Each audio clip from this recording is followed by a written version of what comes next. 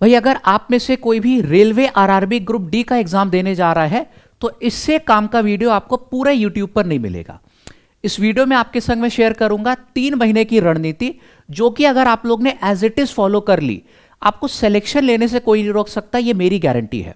क्योंकि मैं एक टीचर बाद में हूं, उससे पहले मैं एक स्टूडेंट रह चुका हूं, और कोई सा ऐसा एग्जाम नहीं है, चाहे एसएससी का हो या फिर रेलवे का, जो कि मैंने ना क्वालिफाई किया हो।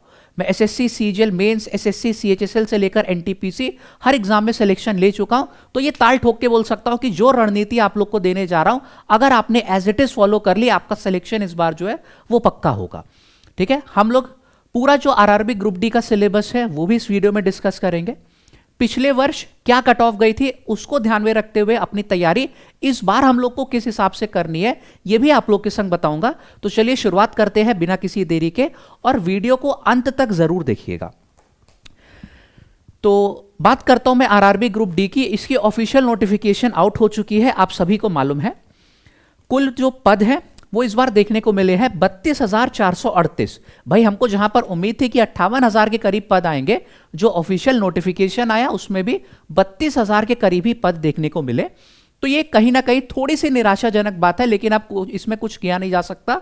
जितने पद आए हैं इसी में हम लोग को एक सिलेक्शन लेना है, क्योंकि आपको तो भाई सिर्फ एक सीट चाहिए ना, चाहे 58,000 वैकेंसी हो या फिर 32,000, आपको अपने नाम की एक सीट जो है उस पर सिलेक्शन पक्का करवाना है। बस इस तरीके से आप लोग को अपनी थिंकिंग बनानी होगी। ठीक है, कि अगली बार अगर जैसे मान लो इससे भी कम वैकेंसीज आए, अगर 30,000 भी आए अगली बार, तो भी जो है उसमें एक सीट आपको अपने नाम की यार वो फिक्स करानी ही करानी होती है ना। अब जो आप लोग की फॉर्म फिलिंग है वो 23 जनवरी से शुरू हो जाएगी, एंड 22 फरवरी तक आप लोग जो है फॉर्म भर सकते हो। एज लिमिट की अगर मैं यहां पर बात करूं तो सब में रिलैक्सेशन दिया गया है। यूआर यानी कि अनरिजर्व कैटेगरी को 18 से 36 वर्ष, अगर आप इसके बीच में तो फॉर्म भर पाएंगे। ओबीसी के लिए एज लिमिट 18 से 39 वर्ष है, एंड एससी एसटी के लिए 18 से 41 वर्ष। ये अगर आपकी एज लिमिट है, आप लोग आरआरबी ग्रुप डी का जो फॉर्म है वो भर पाओगे। अब एजुकेशनल क्वालिफिकेशन, इसको लेकर बहुत ज्यादा कंफ्यूजन थे आपके, तो ये सारे कंफ्यूजन मैं दूर कर दे रहा हूं। देखो, इन 3 में कोई एक चीज भी है अगर आपके पास, तो आप लोग इस एग्जाम को भर पाओगे। या तो आप 10th पास हो तो भी एग्जाम भर सकते हो, या तो आपने आईटीआई का जो सर्टिफिकेट है वो ले रखा हो, इंडस्ट्रियल ट्रेनिंग इंस्टीट्यूट का जो सर्टिफिकेट है उसकी मैं बात कर रहा हूं, या तो फिर आपके पास एनएसी है यानी कि नेशनल अप्रेंटिसशिप सर्टिफिकेट। तीनों में कोई एक चीज है आपके पास, आप लोग इस एग्जाम के लिए एलिजिबल हो। ठीक है, ये और है दिस और दिस या फिर और दिस, तीनों होना यहां पे जो है आवश्यक नहीं है ना। इसको लेकर अब कोई कंफ्यूजन तो नहीं है। चलो आगे बढ़ते हैं भाई। यहां पर मैं बात करता हूं सिलेबस की। आपका केवल एक ही सीबीटी होगा, तो जो अफवाह उड़ रही थी कि 2 हो सकता है शायद इस बार सीबीटी 2 भी कंडक्ट कराया जाए, ये अफवाह ही थी। केवल एक ही आप लोगों का सीबीटी होगा, और पैटर्न वही सेम है जो कि हम लोगों को 2018-2019 में देखने को मिला था, है ना। पैटर्न की अगर मैं बात करूं, यहां पर आपके कुल 90 मिनट में आपको भाई 100 क्वेश्चन करने होंगे, यानी कि यहां पर स्पीड बहुत मायने रखती है। ठीक है, देखो ग्रुप डी लेवल 1 की नौकरी होती है, तो इसमें कंसेप्ट बहुत ज्यादा कठिन नहीं पूछा जाता, मैं जानता हूं। ठीक है, जैसे कि आपकी एनटीपीसी हो गई तो वो थोड़े से ऊपर लेवल की जॉब है, उसमें आपके कठिन सवाल भी देखने को मिलते हैं। ये लेवल 1 है तो इसमें कंसेप्ट बहुत ज्यादा कठिन नहीं आता। यहां पर स्पीड आप लोग की जो है बहुत ज्यादा मायने रखती है, क्योंकि देख सकते हो 90 मिनट में 100 क्वेश्चन करना, जिसमें मैथ, रीजनिंग सारे सब्जेक्ट आपके शामिल है। तो ये कहीं ना कहीं आपकी जो स्पीड है, एक्यूरेसी, उसका भी इंतजाम लेगा ये वाला जो एग्जाम है। ये मैं बात करूं तो जनरल साइंस के आपके 25 सवाल रहेंगे, 25 मार्क्स के, हर क्वेश्चन 1 नंबर का है।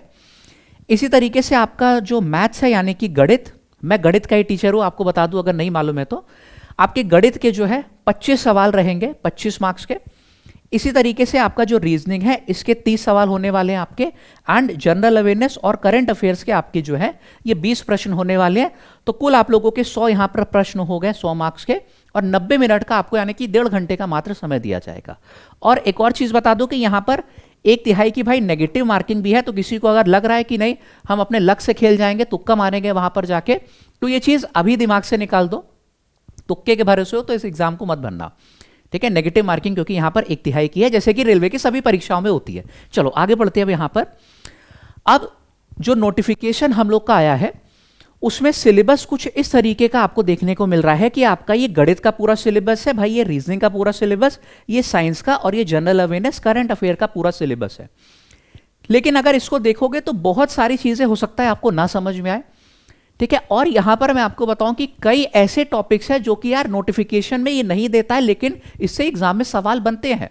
तो अब ये कैसे पता चलेगा हमको? भाई इतनी मेहनत आपको करने की जरूरत नहीं है। हमने और हमारी पूरी टीम ने 2018 में जो भी एग्जाम हुआ था, जितनी भी शिफ्ट में, 2019 का एग्जाम जो कि 22 में कंडक्ट कराया गया था, उसमें जितनी भी शिफ्ट हुई थी उन सभी शिफ्टों के हम लोग ने प्रश्न निकाले हैं।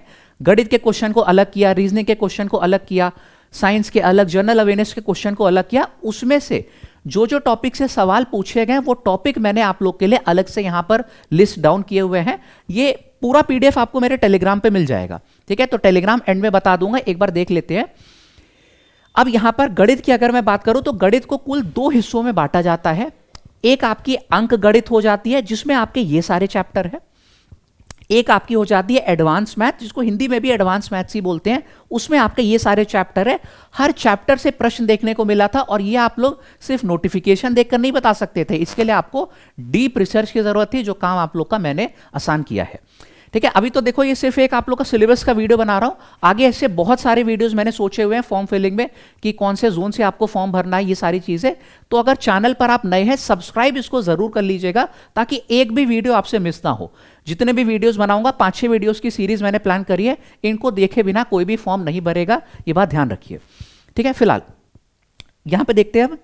हाँ, ये आपके सारे अंक गणित के चैप्टर है, कभी ना कभी आपने बचपन से लेकर अभी तक जरूर पढ़े होंगे, ठीक है। प्रतिशत, लाभ हानि छूट, औसत, अनुपात समानुपात, साझेदारी, मिश्रण, ब्याज हो गया, समय कार्य, समय चाल दूरी, सुने हैं ना ये सब नाम, तो कुछ नया नहीं है, वही सारी चीजें पढ़नी है यहाँ पे, ठीक है। और मैं इतना आसान आपके लिए बना दूंगा, मैंने यूट्यूब पे भी क्लासेस शुरू करी हैं, 7 बजे डेली होती है शाम को क्लास आप लोग की। इतना आसान मैं आप लोग के लिए बना दूंगा कि गणित का जो डर है वो एकदम खत्म हो जाएगा, इसमें चिंता करने की जरूरत नहीं है, ठीक है। चलो फिलहाल अब एडवांस मैथ्स में आपने ये चैप्टर भी कभी ना कभी सुने होंगे, ज्यादातर सुने होंगे, जैसे कि संख्या पद्धति हो गया, एलसीएम एचसीएफ, सरलीकरण, बीजगणित, त्रिकोणमिति, हो सकता है ये थोड़े से नए चैप्टर हो, तो इसमें भी बहुत ज्यादा डीप में आपको नहीं पढ़ना है, ऊपर ऊपर से चीजें पूछी जाती है, अगर वो कर ली एग्जाम में अच्छे मार्क्स आप लोग लेके आओगे, ठीक है। आपके ये सारे हो गए हमारे एडवांस मैथ्स के चैप्टर। फिर अब रीजनिंग को भी 2 हिस्सों में बांटा जाता है, एक वर्बल रीजनिंग हो गई एंड मौखिक तर्क, और दूसरा हो गया नॉन वर्बल रीजनिंग, ठीक है। ये सब हमारे फिगर वाले सवाल होते हैं, ठीक है। फिगर वाली जो सीरीज हो गई, फिगर काउंटिंग करना होता है आप लोग को, पेपर को कटिंग फोल्डिंग करना होता है, एम्बेडेड फिगर यानी कि फिगर में ढूंढना होता है कि ये कौन सा शेप जो है, जैसे एक शेप आपको दे दिया जाएगा, आपको ढूंढना होगा कौन से फिगर में ये जो है एम्बेडेड है। तो मिरर इमेज, वाटर इमेज, ये सब आपकी हो गई क्या, गैर मौखिक या फिर नॉन वर्बल रीजनिंग हो गई हम लोगों की। वर्बल रीजनिंग में आप लोगों के लेटर सीरीज वाले सवाल हो गए, नंबर सीरीज वाले प्रश्न हो गए, ठीक है। ब्लड रिलेशन, पजल, ये सब आप लोगों की आ जाती है जो है वर्बल रीजनिंग में। आप यहां पर देख सकते हैं पूरा जो सिलेबस है आपके सामने दिया गया, मैं पीडीएफ टेलीग्राम पे भी अपलोड कर दूंगा। इसके बाहर एक चैप्टर आपका नहीं आएगा, एक चीज आपको पढ़ने की जरूरत नहीं है, ठीक है, इतना भरोसा रखिए। फिलहाल आगे बढ़ते हैं हम लोग यहां पर। अब जनरल अवेयरनेस, करंट अफेयर, ये 20 नंबर की आप लोग की आएगी, आपने देखा था। तो इसमें क्या क्या चीजें आपको पढ़नी है, स्टैटिक जीके, जिसमें आपके नृत्य हो गए, फेस्टिवल हो गए, फोक डांस, बुक्स, ये बुक्स एंड उनके कौन कौन जो है ऑथर है यानी कि लेखक, ये सारी चीजें आपकी जो है स्टैटिक जीके में आ जाती हैं, है ना। लोक नृत्य, ये सारी चीजें मैंने बताई। फिर करंट अफेयर्स, आपको मालूम है कि भैया रोजमर्रा की जिंदगी में क्या चल रहा है, ये आप लोगों को मालूम होना चाहिए, इस वजह से करंट अफेयर भी आपका आता है। अब हिस्ट्री में आप लोगों की यहां पर देखो 3 तरीके की हिस्ट्री होती है, एक एंशिएंट, मिडीवल और मॉडर्न हिस्ट्री, यानी कि प्राचीन, मध्यकालीन और आधुनिक जो भारत की हिस्ट्री, ये आप लोग को पढ़नी होगी। तीनों से आपके प्रश्न पूछे जाते हैं, ठीक है। क्योंकि देखो टीचर में मैथ्स का हूं, लेकिन मैंने एग्जाम सारे क्वालिफाई किए, तो ये सारे सब्जेक्ट मैंने पढ़े हैं, इनके बारे में भी डीप में नॉलेज है मुझे, ठीक है। ज्योग्राफी में आपकी इंडियन ज्योग्राफी ज्यादातर पूछी जाती है, इक्का दुक्का सवाल वर्ल्ड ज्योग्राफी से आ सकते हैं, तो ज्यादा आपको फोकस ज्योग्राफी में यानी कि भूगोल में इंडियन वाली पे देने पे है, फोकस करना है आपको, है ना। इकोनॉमिक्स हो गया आपका यानी कि अर्थशास्त्र, पॉलिटी हो गया आपकी राजनीति, ठीक है। इसमें सारे आपके कॉन्स्टिट्यूशन, वो सारी चीजें आ जाएंगी। फिर अर्थशास्त्र में आपका जो जीडीपी हो गया, भारत की जीडीपी कितने % से बढ़ी पिछले साल से, इस तरीके के प्रश्न आएंगे। जीएनपी हो गया, ठीक है। अनएम्प्लॉयमेंट, इस तरीके के सवाल आपके हो जाते हैं। तो एक बार रूबरू तो हो जाओ कि भाई किस तरीके का आपका जो है क्वेश्चंस पूछे जाते हैं, ये हर सेक्शन में क्या क्या आता है। अब बारी आती है जनरल साइंस की। तो आपने भी जनरल साइंस में नोटिफिकेशन में देखा होगा कि उन्होंने भैया कुछ लिखा नहीं है, ठीक है।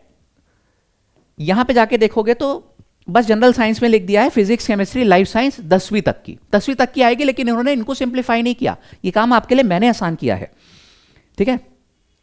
अब इसमें जो ये सारी चीजें भैया, सिर्फ फिजिक्स तुम भौतिकी बोल रहे हो, रसायन विज्ञान बोल रहे हो, जीव विज्ञान, ये आएगा, लेकिन इसमें क्या क्या पूछोगे, ठीक है, ये तो बताया है नहीं। तो वापस से ये सब जो है हर एक टॉपिक की लिस्ट मैंने आपके सामने लिख दी है। फिजिक्स भौतिकी में आपको क्या क्या पढ़ने की आवश्यकता है, ये सारी चीजें। आपको रसायन विज्ञान केमिस्ट्री में क्या क्या पढ़ने की आवश्यकता है, ये सारी चीजें मैंने लिख दी है। टेलीग्राम पे वापस से बता रहा हूं, पीडीएफ आपको मिल जाएगा। और ये सारी सीरीज जो है आप लोग को यूट्यूब पे भी कराई जाएगी, ठीक है। General science, general awareness, maths, reasoning, सब आपको यूट्यूब पे कराया जाएगा यहां पर। तो उसका भी टाइमिंग एंड में बताऊंगा। अब बायोलॉजी यानी कि लाइफ साइंस में आपके ये सारे टॉपिक आएंगे। आप लोग का जीवों का वर्गीकरण हो गया, ठीक है, डाइजेस्टिव सिस्टम बायोलॉजी में, और भी बहुत सारी चीजें जो आप लोग की यहां पर आएंगी, सब यहां पर आप लोग के लिए लिखा हुआ है, ठीक है। आगे भी है यहां पर न्यूट्रिएंट्स हो गए, विटामिन मिनरल वाले सवाल, एनिमल किंगडम वाला हो गया, ऑर्गन सिस्टम हो गया, ये सब मैंने बताया आपको, है ना, अंग और अंग प्रणाली। तो ये सब आप लोग को बायो में टॉपिक्स पढ़ने की जो है भाई आवश्यकता होगी। अब इसको यार किस हिसाब से बांटा जाएगा, ये भी मैंने आप लोग के लिए लिया हुआ है, क्योंकि देखो 90 दिन की रणनीति बताई है मैंने, है ना। बहुत ज़्यादा आप लोग देखो, ऐसा नहीं कि कोई एग्जाम देने जा रहे हो सीजीएल वीजीएल जिसमें ग्रेजुएट लेवल तक का पढ़ने की जरूरत है। तो अगर 3-4 महीने आप लोग ने अच्छे से पढ़ लिया, काफ़ी है पेपर क्वालिफाई करने के लिए। पेपर आपका जुलाई के बाद ही होगा, इस बात के लिए सुनिश्चित रहिए, ठीक है। हो सकता है अगस्त में हो, सितंबर में हो, जुलाई से पहले नहीं हो सकता, क्योंकि उससे पहले बहुत सारे एग्जाम लगे हुए हैं रेलवे के, है ना। तो जुलाई के बाद ही होगा। कम से कम ये 90 दिन की रणनीति अगर आपने फॉलो कर ली, आप इस एग्जाम को बहुत अच्छे से, जो अच्छे नंबर से जो है पास कर ले जाओगे। अब गणित में जितने जो चैप्टर है उसको कितने कितने दिन आपको पढ़ना, ये मैंने बांटा हुआ है। ये 37 दिन आपके इसमें अंक गणित पूरी हो जाएगी। फिर जो एडवांस मैथ आपकी है, इसमें आप लोगों को लगभग 50 से 54 दिन देने पड़ेंगे, मिला के आपके 90 दिन हो गए, ठीक है।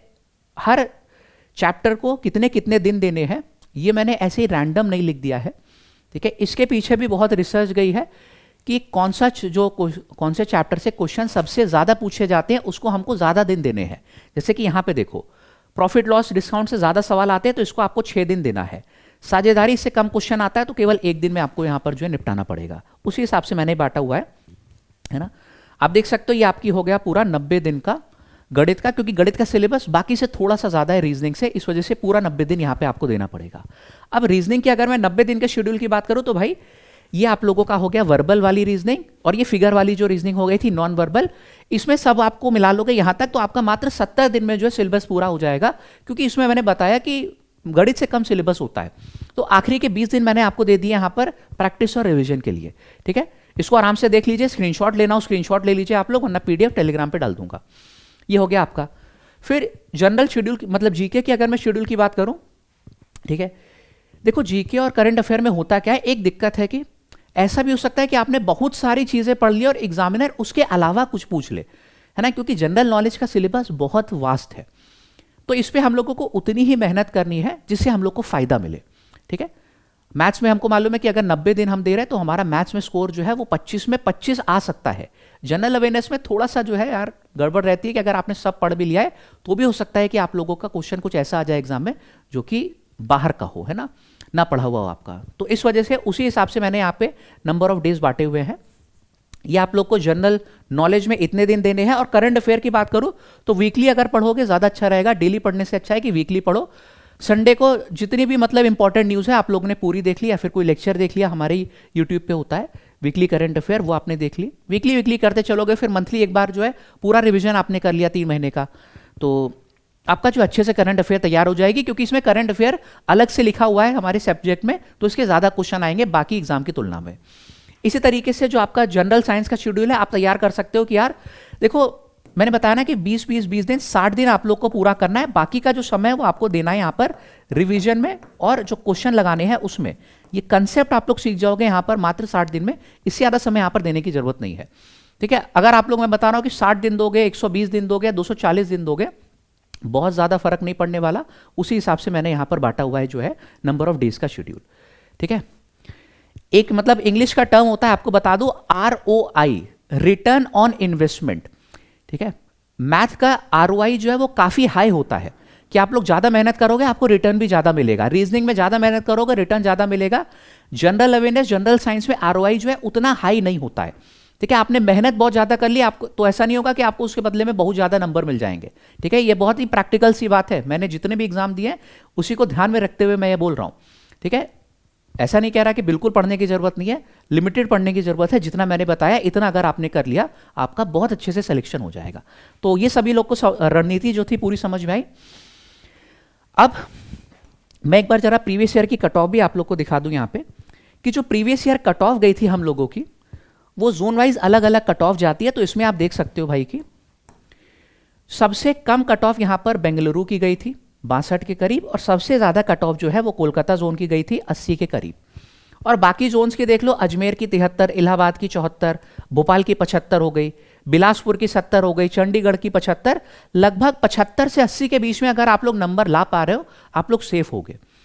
ये मत मतलब ज्यादा दिमाग में चलाइएगा कि सर पिछली बार तो वैकेंसीज ज्यादा थी, नहीं भैया, वैकेंसीज अगर इस बार कम भी है तो भी जो है कट ऑफ इससे ज्यादा नहीं जा सकती है, ये बात समझिए। ऐसा नहीं होगा कि 100 में 90 कट ऑफ जा रही है, 75 से 80 नंबर आप लोग अगर ला पा रहे हो अच्छे से, ठीक है, या फिर उससे ज्यादा आ गए तो और अच्छी बात है, तो आप लोग जो है इस बार सेफ हो जाओगे। मतलब आपका पेपर जो है वो पास हो जाएगा अगर 75 से 80 के बीच में आप लोग के नंबर आ जा रहे हैं तो। और 75 से 80 के बीच में नंबर लाना उतना यार मुश्किल नहीं है ना, क्योंकि देखो इस हिसाब से अगर मैथ्स में आप लोग मान लो 20 प्लस भी नंबर ला रहे हो 25 में, रीजनिंग में सपोज आपके 30 में रीजनिंग इजी होता है तो इसमें मैं मान के चलता हूं कि यार 27-28 प्रश्न तो आप लोग कर ही लोगे, पूरे में पूरे नहीं कर पाए तो भी। जनरल साइंस हो गया, इसमें लगभग आप लोग 25 जैसे क्वेश्चन है, मान के चलिए कि 18 से 20 सवाल तो कर ही सकते हो, सारे नहीं कर पाओगे तो। इसमें मान लो कि 20 प्रश्न आए, 12 से लगभग 15 क्वेश्चन के करीब आप लोग कर लोगे, अच्छी तैयारी है तो 15, थोड़ी कम तैयारी है तो 12। एक बार नंबर देखते हैं यहां पर कितने बन रहे हैं। यहां पर अगर 28 और 20 को लूं तो हमारा 48 हो जा रहा है, इसमें 20 को लूं तो हमारा देखो 68 हो जा रहा है, इसमें 12 को भी अगर ले लूं तो 80 हो जा रहा है, ठीक है। एक सेक्शन आपका अगर जो है थोड़ा सा बिगड़ गया, इसमें 12 कर रहे हो तो कोशिश करनी है कि इसमें जो है ज्यादा कर ले जाओ, है ना। इस तरीके से आपका जो स्कोर आसानी से 75 से 80 के बीच में आ जाएगा। फिलहाल अब आज वीडियो में इतना ही रखते हैं, बस आपको मैं यहां पर बता दूं कि देखो YouTube पर हम लोग तो आप लोग को फ्री तैयारी करा ही रहे हैं। YouTube पे फ्री प्रैक्टिस आप लोग की डेली हो रही है, जहां पे साइंस 5 बजे, जीके आपका जो है जीएस 6 बजे, मैथ्स मैं पढ़ाऊंगा आपको 7 बजे और रीजनिंग जितिन सर पढ़ाएंगे 8 बजे। ये तो आप लोग को पूरी लाइव प्रैक्टिस हम लोग कराएंगे ही कराएंगे। लेकिन अगर किसी को बहुत ही डिटेल में एकदम जीरो लेवल से पढ़ना है तो उसके लिए जो हमारे बैचेस हैं हमारे एप्लीकेशन पर आपको मिल जाएंगे, उसको आप लोग ज्वाइन कर सकते हो। कैसे ज्वाइन करना है मैं आपको बता दूं, ठीक है। आप लैब एप्लीकेशन पर जाओगे, ये हमारा प्ले स्टोर से आप लोग डाउनलोड कर सकते हो या फिर आपको जो है वेबसाइट भी मिल जाएगी। ये आरआरबी ग्रुप डी का राजधानी एक्सप्रेस बैच है, इसको सीधे सीधे आप लोग ज्वाइन कर लेना।